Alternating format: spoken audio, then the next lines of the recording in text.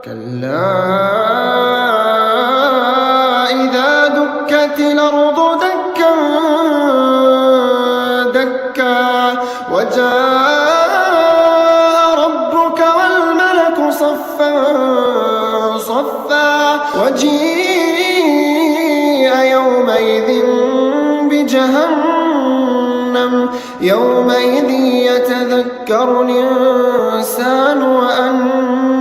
له الذكرى يقول يا ليتني قدمت لحياتي فيومئذ لا يعذب عذابه أحد ولا يوثق وثاقه أحد يا أيتها النفس المطمئنة ارجعي إلى ربك راضية مرضية فادخلي في عبادي وادخلي جنتي.